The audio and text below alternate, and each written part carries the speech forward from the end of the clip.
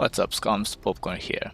Welcome to the part 2 of the SCUM Skill Tree explained. So, in the previous episode, I was talking about the brief, a short brief of the skills, and I told that I'm gonna break down every skill. So, this is what we are gonna do today. So, let's jump in single player, create, and in this episode, I wanna talk about strength. Let's create this character, give it a name, strength. I'm not gonna mess around with anything. I'm just gonna put one skill point into strength. So I will have here one, and that point I'm gonna put it in boxing, and the other ones I'm gonna leave them as they are. I'm gonna show you how many points you will get when you hit the target and to improve the skills. We are gonna talk the connections between these strength skills and the other skills that you have, and many other tips and tricks. So let's jump into the game. Alright, before getting started, I wanna kindly ask you drop a like on this video if you find anything helpful, of course, and if you consider subscribing, do like that. I must say that 90%, 95% actually of all the viewers on this channel are not subscribed to the channel, and I really wish to get that 1000 threshold, 1000 subscriber threshold, just for the fact that I wanna have the community button, and I do want to post stuff down there. So if you wanna help me with this, I'm gonna be more than happy. So let's get started. First of all, we are gonna talk about boxing. So on boxing we have 50%. So let's spawn in some zombies, and we are gonna spawn in 3 zombies because dealing with one zombie is gonna be easy and you can deal with one zombie, but dealing with 3 zombies and the boxing, because I want to put this skill against melee so you can see the effect of boxing versus melee weapons. I'm gonna spawn in 3 zombies and let's start fighting. So this is a short range So this is a short range melee weapon, and it is pretty hard to fight the zombies only with boxing, and you have to keep moving around. See, it's not blocking them even if I stay, and once you start how do you say, once you start limping, it's gonna be harder and harder. So the boxing is related to strength and is pretty hard to improve the boxing. So yes, I died. Let's spawn in again and I'm gonna explain you more about this. Alright, so here we are back on track, and as you can see, we gave a few punches to those zombies, and if we take a look on the skill tree on strength, we can see on boxing that we gained 135 points by hitting those zombies. It is a skill that it is pretty hard to improve. As I said, it is kind of useless, at least in my opinion, to put skill points into boxing. Only if you really want to box some zombies and do some boxing, yes. And I'm not talking about playing events to increase the skills, I'm just talking about playing the game and fighting zombies for increasing the skills. So I want to put boxing against melee because I want to show you the efficiency of melee versus boxing. And also I want to mention the fact that if you have a spear on melee or a sledgehammer, for me the sledgehammer is the best, and if you can time it right with the sledgehammer is awesome. And I want to show you the difference between boxing and melee and what I am talking about. So first of all, we are gonna talk about melee, and then we are gonna talk about handguns, rifles and archery. Let's spawn in some zombies over here. So let's start fighting. Of course that a spear will put a distance between you and the zombies, and no, don't get blocked by them. So you can put some distance between you and the zombies, and you can fight more zombies like this, and it is more efficient by fighting them like so. Of course that I put only one skill point in boxing and nothing in melee, and as you can see, one zombie is already dead, the second one is dead, and we can take care of this one pretty easy. Even if we don't have so much stamina, you can still fight them, and it is a better way to fight the zombies. So with a spear and melee, you can put a distance between you and the zombies, and you will have a better chance of surviving. Alright, let's heal up, and I'm gonna explain you the relationship between boxing, melee and the other skills. If you wanna be good at melee, you must have into consideration the fact that you will need stamina, because stamina is determined by endurance. So if the most endurance you have, the more stamina you will have, and you will not run out of stamina.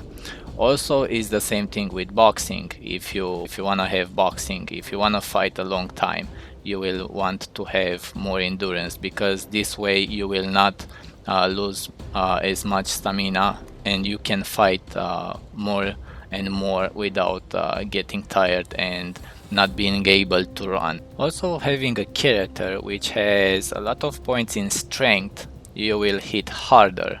If you have a muscular character, you will be able to carry more things, and you will be able to punch harder. So this is the difference between boxing and melee, and how you can get the skill points. And speaking of which, let's have a look on melee.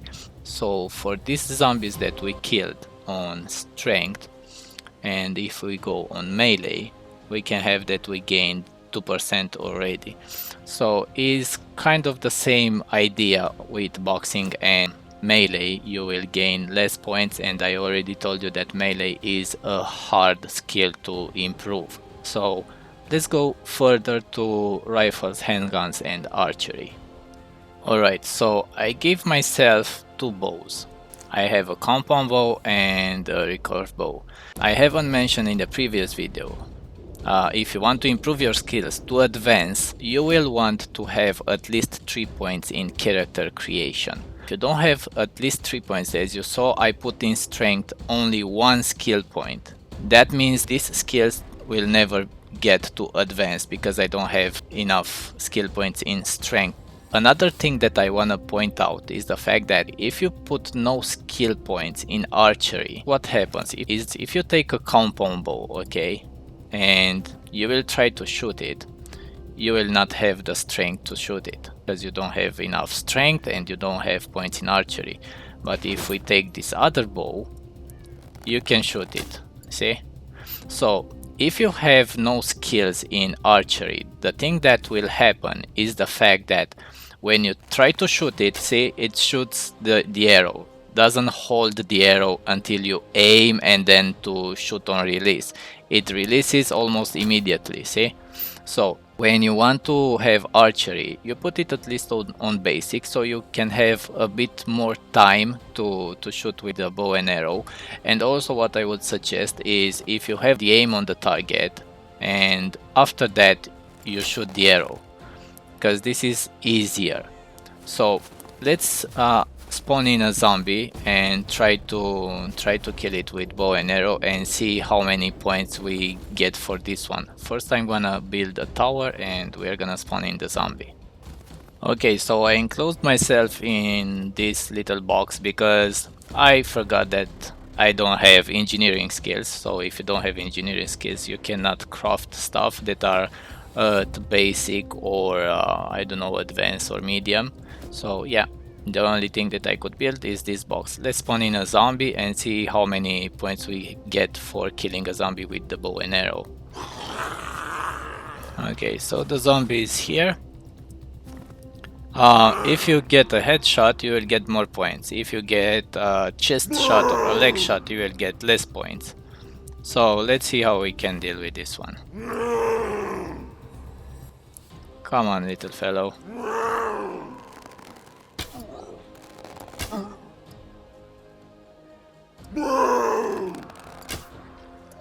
Okay, that was a headshot.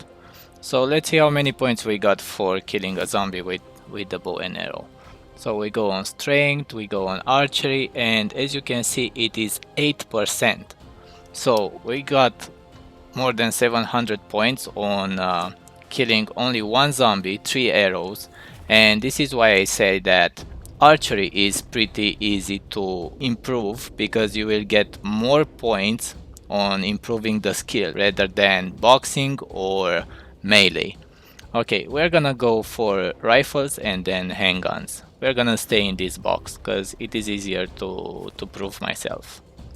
Okay, so before continue to handguns, I want to point out the fact that archery, it is related to endurance and stamina also, because when you pull out the bow, will cost you stamina, but it is not so demanding as boxing and melee. So let's spawn in a zombie and see how many skill points we get for shooting a zombie with handguns, and see how easy it is to improve this skill. Here we have our zombie, and we're gonna shoot it and see how many skill points we get.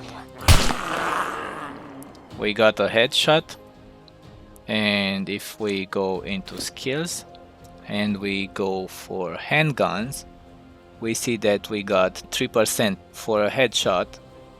Okay, let's see now if we shoot a zombie multiple times and how many points we get. So let's spawn in another zombie. Here we have the zombie, and let's not shoot it in the head, let's shoot it in the chest. 1, 2, 3, 4. So 4 bullets. How many skill points? Skill tree. Handguns. And oh man, look at this. 16% already. So this is why I say that handguns are pretty easy to improve rather than the other ones. We're gonna go forward on rifles, and I'm gonna tell you the relationship between handguns and rifles to the other ones. So let's prepare a rifle. Okay, so here we have rifles. I prepared an MP5. Let's spawn in the zombie. Okay, here we have the zombie, and let's see how many points we get for killing this zombie. Okay, so 9 bullets, and if we go to the skill tree, we will see on rifles we got 14% on rifles for 9 bullets. As I said, on rifles, bullets can be a problem. If you have an MP5, yeah, you can find 9 bullets pretty easy, but if you want to improve this skill, it's gonna take some time if you don't have bullet. For example, if you want to craft a rail for your gun, so if you go on crafting, if you go on basic, you have to have basic rifles to be able to craft a scope or a railing or an oil can suppressor. So without having basic on rifles, you cannot craft these ones.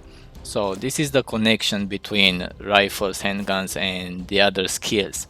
Basically, this was the strength skill category explained. I hope that it was helpful. I hope that you got something that you can take away. Don't forget to stay safe, stay great, and as always, see you in the next one. Thanks for watching, guys. Bye bye.